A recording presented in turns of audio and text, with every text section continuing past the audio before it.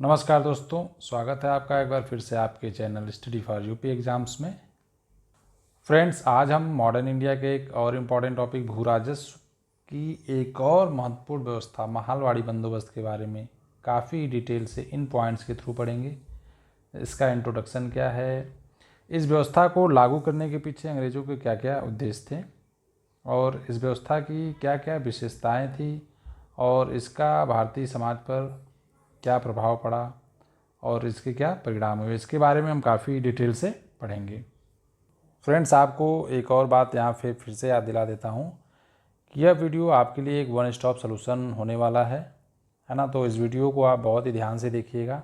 तो अब बिना देर किए हुए हम क्लास की शुरुआत करते हैं। तो फ्रेंड्स, भू राजस्व व्यवस्था से संबंधित आज की हमारी तीसरी क्लास है। पिछली दो क्लासेज में हमने स्थायी बंदोबस्त और रैयतवाड़ी बंदोबस्त के बारे में काफ़ी डिटेल से डिस्कस किया है। अगर आपने वो दोनों वीडियो नहीं देखा है तो उसको जाके एक बार देख लीजिए। तो आज की वीडियो में हम स्पेशली महालवाड़ी बंदोबस्त के बारे में डिटेल से कवर करेंगे कि भाई इस व्यवस्था को लागू कब किया गया था, इस व्यवस्था का जनक कौन था और तत्कालीन ब्रिटिश भारत में इसको कहाँ कहाँ पर लागू किया गया था, किन किन क्षेत्रों में, और इसके क्या प्रभाव और परिणाम पड़े उसके बारे में भी काफ़ी डिटेल से कवर करेंगे आगे चल के। सो फ्रेंड्स, अब हम महालवाड़ी बंदोबस्त को काफ़ी डिटेल से समझने की कोशिश करते हैं। तो इस व्यवस्था में जो महाल शब्द का प्रयोग किया गया था उसका क्या अर्थ होता था, तो गांव या गाँव के समूह को क्या कहा जाता था, महाल कहा जाता था। ये आप देख रहे हैं, गांव या गांव के कई गांवों के समूह को मिलाकर क्या कहा जाता था, महाल कहा जाता था। तो इसीलिए इस व्यवस्था का नाम महालवाड़ी बंदोबस्त रख दिया गया। फ्रेंड्स, इस व्यवस्था की एक सबसे महत्वपूर्ण बात यह थी कि अंग्रेज जो कर लगाते थे वह सामूहिक रूप से पूरे गांव के ऊपर लगाते थे, यानी कि पूरे गांव वालों को मिलकर कर जमा करना पड़ता था। इस व्यवस्था में अंग्रेजों ने भू राजस्व संबंधी समझौता गांव के मुखिया से किया था, यानी कि अंग्रेजों और किसानों के बीच कौन था, गांव का मुखिया इनका मध्यस्थ था। इस व्यवस्था में गांव का जो मुखिया था वह किसानों से लगान वसूलता था और अंग्रेजों को जमा करता था, यानी कि राजस्व वसूलने की जिम्मेदारी किसकी थी इस व्यवस्था में, अंग्रेजों ने ये जिम्मेदारी दी थी गांव के मुखिया को। फ्रेंड्स, अब हम महालवाड़ी बंदोबस्त का विकास क्रम क्या था उसके बारे में डिटेल से समझ लेते हैं। जैसे कि हमको पता है कि इस व्यवस्था का जनक किसको माना जाता है, हार्ट मैकेंजी को, और इस व्यवस्था की शुरुआत कब की गई थी, 1822 में। लेकिन उससे पहले इस व्यवस्था को लागू करने के लिए 1819 में हार्ट मैकेंजी ने सबसे पहले प्रस्ताव रखा था कि भाई इस व्यवस्था को लागू किया जाए, उसका ड्राफ्ट तैयार किया था। तो उस समय बंगाल का गवर्नर जनरल कौन था, लॉर्ड हेस्टिंग।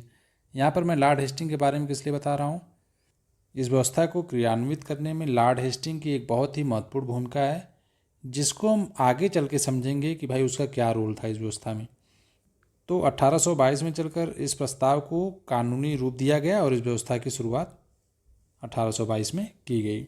लेकिन समय के साथ साथ इस व्यवस्था में कई महत्वपूर्ण सुधार भी किए गए, जिसमें कि मार्टिन बर्ड और जेम्स टॉमसन की महत्वपूर्ण भूमिका देखने को मिलती है। फ्रेंड्स, अब हम समझते हैं कि इस व्यवस्था को तत्कालीन ब्रिटिश भारत में कहाँ कहाँ पर लागू किया गया था, क्योंकि यह इस व्यवस्था से संबंधित कुछ ऐसे इंपॉर्टेंट फैक्ट हैं कि जो एग्जाम में डायरेक्टली एमसीक्यू के फॉर्म में पूछे ही जाते हैं। तो इस व्यवस्था को तत्कालीन ब्रिटिश भारत के 30% ब्रिटिश अधिकृत भूमि पर लागू किया गया था, 30% भूमि पर।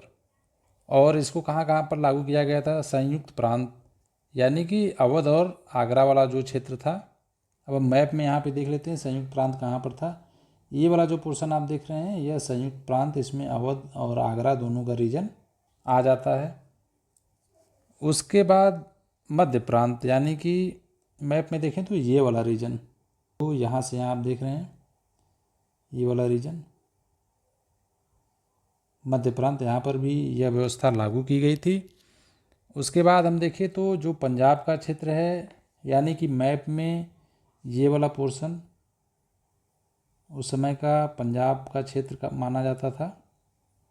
यहाँ पर भी महालवाड़ी बंदोबस्त की व्यवस्था लागू थी और दक्कन के कुछ क्षेत्रों में इस व्यवस्था को लागू किया गया था, जो कि कुल मिलाकर कितना 30% जो तत्कालीन ब्रिटिश अधिकृत भूमि थी उस पर महालवाड़ी बंदोबस्त को लागू किया गया था। तो मैप में जो ग्रीन डॉटेड पोर्शन आप देख रहे हैं यहाँ से लेकर यहाँ तक, इस पूरे पोर्शन में माहलवाड़ी बंदोबस्त को लागू किया गया था।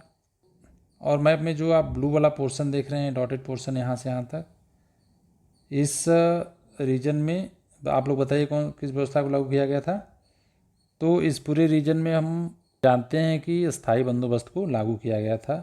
इस पूरे रीजन में स्थायी बंदोबस्त व्यवस्था को लागू की गई थी।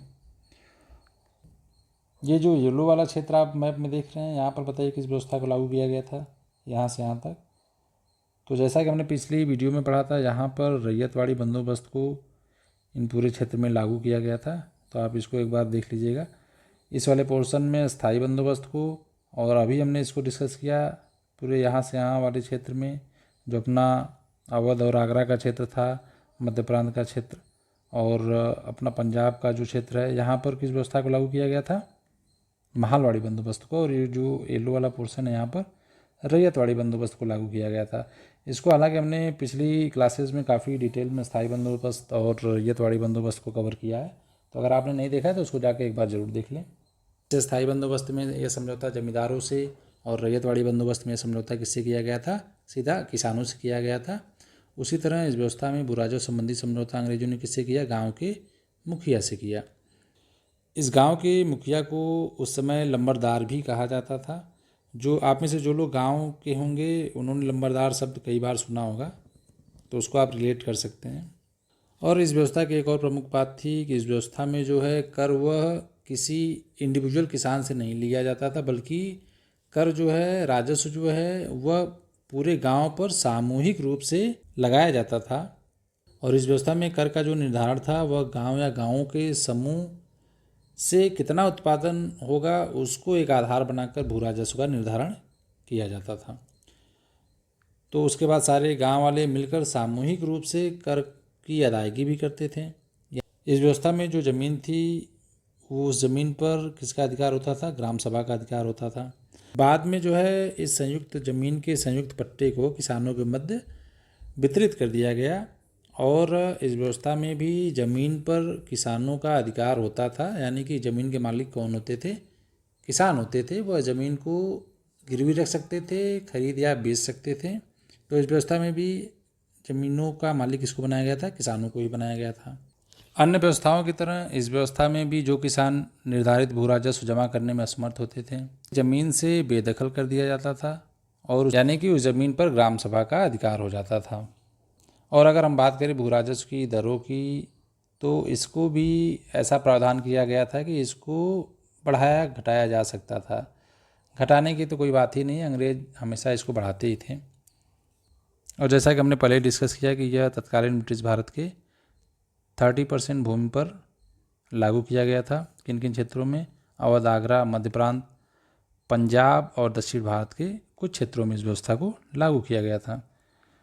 फ्रेंड्स, अब हम समझ लेते हैं कि इस व्यवस्था में लगान या जो कर अंग्रेज निर्धारित करते थे उसको कैसे वो डिसाइड करते थे कि भाई किसी गांव या गांव के समूह से कितना कर लेना है हमको। तो उसके लिए राजस्व तय करने से पहले मैकेंजी ने क्या किया, गांव गांव का सर्वेक्षण करवाया। सर्वेक्षण में क्या कराया गया, खेतों का मेजरमेंट करवाया।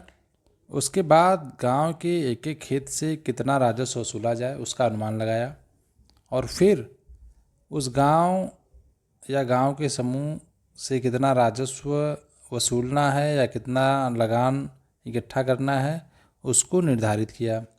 और इस व्यवस्था में राजस्व कलेक्शन की जिम्मेदारी अंग्रेजों ने किसको दी थी, गांव के मुखिया को दी थी। गांव का मुखिया किसानों से राजस्व इकट्ठा करता और अंग्रेजों को जमा करता। एक बहुत ही इम्पॉर्टेंट पॉइंट है, इसको ध्यान दीजिएगा कि इस व्यवस्था में जो कर का निर्धारण था वह पूरी तरह से अनुमान पर आधारित था। यानी कि उसका एक अंदाज़ा लगाया जाता था कि भाई किसी गांव में कितने खेत हैं, तो उस एक खेत पे कितना राजस्व वसूला जाना चाहिए, उसके हिसाब से वह पूरे गांव या कई गांवों के समूह के ऊपर कर का निर्धारण करते थे।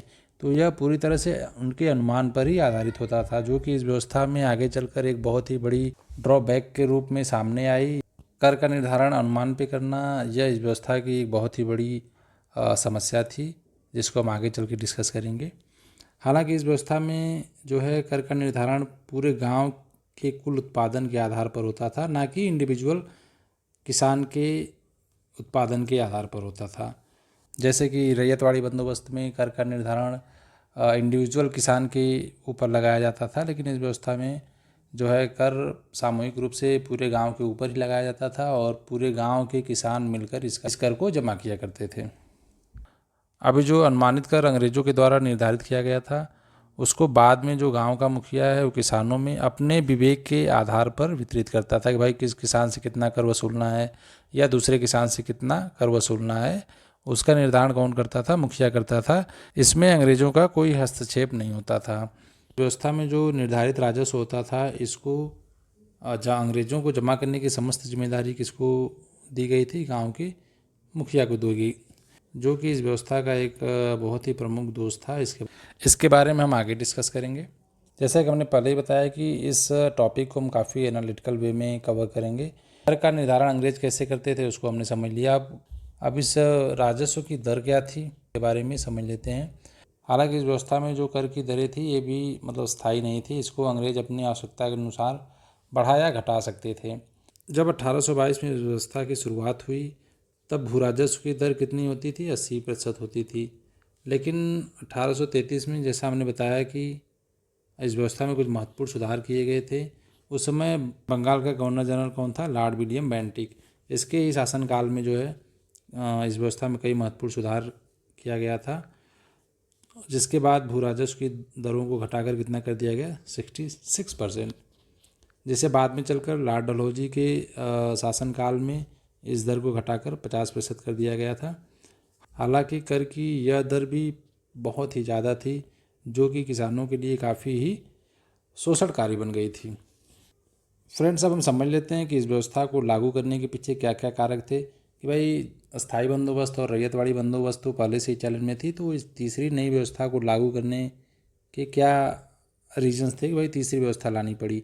इस व्यवस्था को लागू करने में लॉर्ड हेस्टिंग की क्या भूमिका थी और इसके अन्य क्या क्या कारण थे उसको भी हम समझेंगे। तो हम डिस्कस करते हैं कि इस व्यवस्था को लागू करने में लॉर्ड हेस्टिंग की क्या भूमिका थी।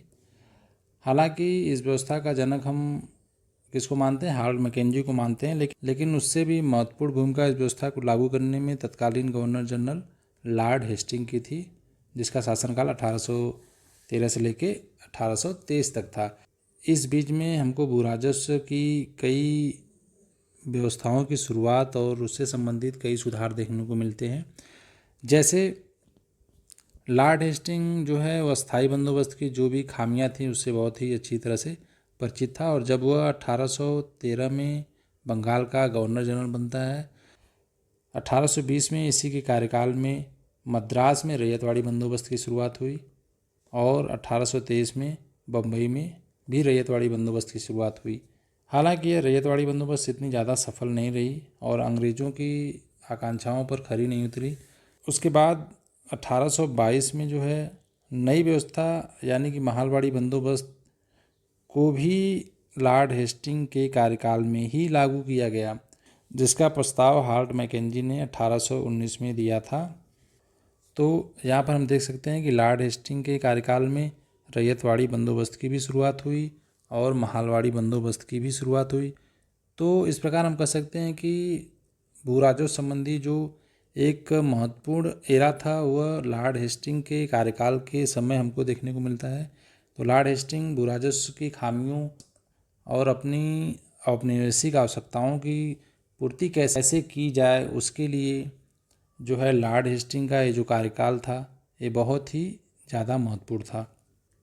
तो मुझे उम्मीद है कि अब आप यहाँ पर रैयतवाड़ी बंदोबस्त और महालवाड़ी बंदोबस्त इन दोनों व्यवस्थाओं के पीछे लॉर्ड हेस्टिंग की क्या छुपी हुई क्या भूमिका थी उसको समझ गए होंगे अच्छे से। फ्रेंड्स, अब हम इस व्यवस्था में अन्य व्यवस्थाओं की तरह क्या क्या दोष व्याप्त थे उसके बारे में भी डिटेल से समझेंगे कि इसका भारतीय समाज पर और भारतीय किसानों पर क्या दुष्प्रभाव पड़ा, उनके पीछे क्या क्या रीजंस थे उसको डिटेल से समझेंगे। तो हम सबसे पहले कारण के बारे में ही समझ लेते हैं कि इस व्यवस्था में भी अस्थाई बंदोबस्त और रैयतवाड़ी बंदोबस्त की तरह भू राजस्व की जो दरें थी वो बहुत ही ऊंची थी। उसका भारतीय किसानों पर क्या प्रभाव पड़ा उसको हम समझ लेते हैं। तो इस व्यवस्था में भू राजस्व की ऊंची दरों के कारण किसानों का अत्यधिक शोषण हुआ। जहाँ पर एक तरफ लगान की दरें काफ़ी ऊंची थी, वहीं दूसरी तरफ अंग्रेज अपनी आवश्यकताओं की पूर्ति के लिए समय समय पर इसको बढ़ाते रहते थे, जिसको पूरा करने में किसान असमर्थ होते थे। किसानों के ऊपर इतना ऋण होता था कि वह जो भू राजस्व की मांग थी उसको पूरा करने में असमर्थ होते थे, वह उनकी कैपेसिटी से बाहर होती थी। और अन्य व्यवस्थाओं की तरह इस व्यवस्था में भी प्राकृतिक आपदा जैसे बाढ़ या सूखा की स्थिति में भी किसानों को मजबूरन राजस्व जमा करना ही पड़ता था, जिससे कि अन्य व्यवस्थाओं की तरह इस व्यवस्था में भी किसान साहूकारों और सेठों के चंगुल में फंस कर रह गए और कर्ज के चक्र से कभी बाहर नहीं निकल पाए। अंततः हम यह कह सकते हैं कि ब्रिटिश कालीन भू राजस्व की जो तीनों महत्वपूर्ण व्यवस्थाएं थीं वह भले ही बाहर से देखने में अलग थीं, लेकिन उसका परिणाम किसानों पर हमेशा दुष्कर ही था। वह किसानों के लिए शोषणकारी ही था। सो फ्रेंड्स, अब हम समझते हैं कि इस व्यवस्था में गांव के मुखिया ने कैसे धीरे धीरे जमींदारों का स्थान ले लिया। तो जैसा कि हम जानते हैं, इस व्यवस्था में जो किसान निर्धारित लगान की राशि समय से मुखिया के पास जमा नहीं कर पाते थे, तो उन किसानों की जो ज़मीन होती थी उन ज़मीन से उनको बेदखल कर दिया जाता था और यह अधिकार गांव के मुखिया के पास होता था। मुखिया के इस अधिकार से उसकी शक्ति बहुत ही ज़्यादा बढ़ गई और गांव का मुखिया बहुत ही अधिक शक्तिशाली हो गया था, जिसका वह धीरे धीरे दुरुपयोग करने लगा और किसानों का शोषण करने लगा। और समय के साथ धीरे धीरे देखा गया गांव का मुखिया जो कभी राजस्व इकट्ठा करता था वह अब धीरे धीरे जमींदारों का स्थान ले लिया था और अलग अलग प्रकार से किसानों का शोषण करना प्रारंभ कर दिया था। तो यह इस व्यवस्था के दोषों में से एक प्रमुख दोष है कि जिसने गांव के मुखिया को अत्यधिक शक्तिशाली बना दिया और उसको यह अधिकार दिया कि वह किसानों का शोषण कर सके। तो फ्रेंड्स, जैसा कि हम जानते हैं, इस व्यवस्था में अंग्रेज़ों ने भू राजस्व संबंधी समझौता किससे किया था? गांव के मुखिया से किया था। तो जैसे जमींदारी व्यवस्था में समझौता जमींदारों से किया गया था, वह किसानों और सरकार के बीच मध्यस्थ था।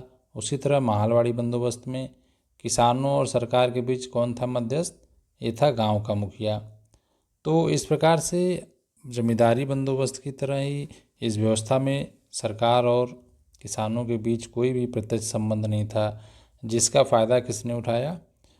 स्थायी बंदोबस्त में जमींदारों ने और माहलवाड़ी बंदोबस्त में गांव के मुखिया ने इसका फ़ायदा उठाया। फ्रेंड्स, इस व्यवस्था में लगान का निर्धारण अनुमान पर आधारित होता था, जो कि इस व्यवस्था के दोषों में सबसे प्रमुख दोष था। वह कैसे हम समझ लेते हैं।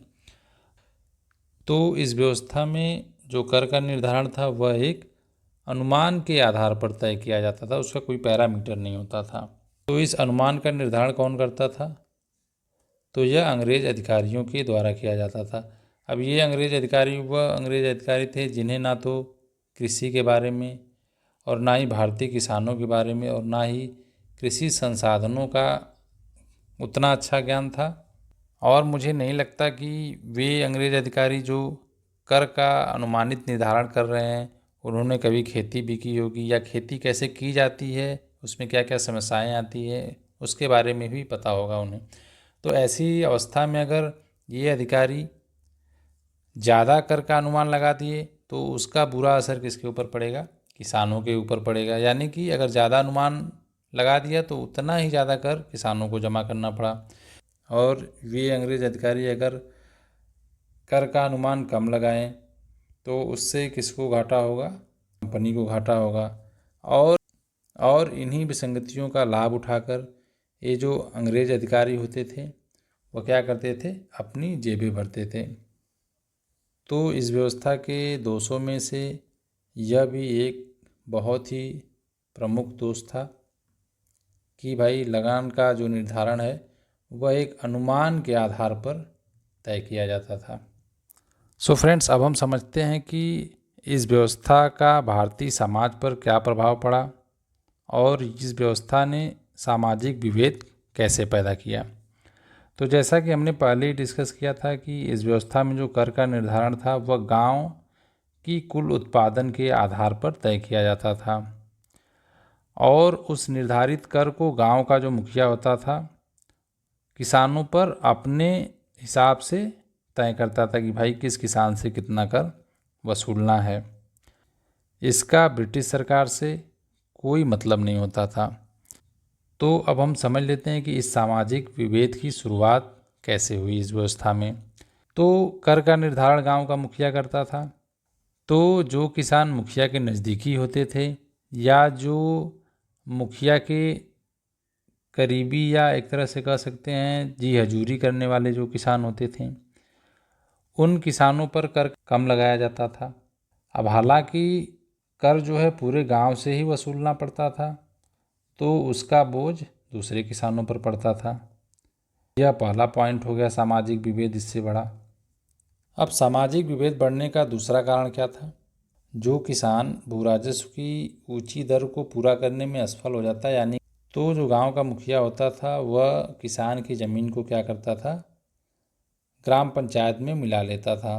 तो अगर गांव का मुखिया है वह किसी किसान को उसकी ज़मीन से बेदखल कर दे रहा है, तो यह भारतीय समाज में विभेद पैदा करने का दूसरा कारण था, जिसने भारतीयों द्वारा ही भारतीयों का शोषण करवाया। अब हम समझ लेते हैं कि इस व्यवस्था ने अन्य व्यवस्थाओं की तरह कृषक निर्धनता को कैसे बढ़ाया। तो जैसे स्थायी बंदोबस्त और रैयतवाड़ी बंदोबस्त में किसानों का अत्यधिक शोषण हुआ, वे भू राजस्व की बढ़ी हुई मांगों को पूरा करने में असमर्थ रहते थे और इन मांगों को पूरा करने के चक्कर में वह कर्ज लेते और दोबारा कृषि में निवेश करने में असमर्थ रहते थे और कर्ज के जाल में फंसते हुए चले जाते थे। तो सेम वही प्रोसेस स्थायी बंदोबस्त और रैयतवाड़ी बंदोबस्त में जो प्रोसेस था, वो सेम वही प्रोसेस के तहत इस व्यवस्था में भी किसान साहूकारों और सेठों के चंगुल में फंसते चले जाते हैं और कर्ज के चक्र से बाहर निकलकर नहीं आ पाए। तो इस व्यवस्था ने भी किसानों की निर्धनता को बढ़ाया, किसानों को कर्ज के चक्र से बाहर आने नहीं दिया।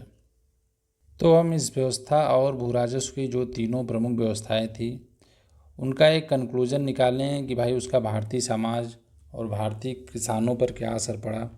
तो हम यह कह सकते हैं कि जो ब्रिटिश कालीन तीनों भू राजस्व व्यवस्थाएं थीं वह भले ही बाहर से या ऊपर से देखने में अलग अलग थी कि भाई उसमें किसी व्यवस्था में राजस्व कलेक्शन कोई कर रहा है, दूसरी व्यवस्था में राजस्व कलेक्शन किसानों के द्वारा किया जा रहा है, लेकिन अंततः अगर हम देखें तो इन तीनों व्यवस्थाओं का परिणाम क्या था?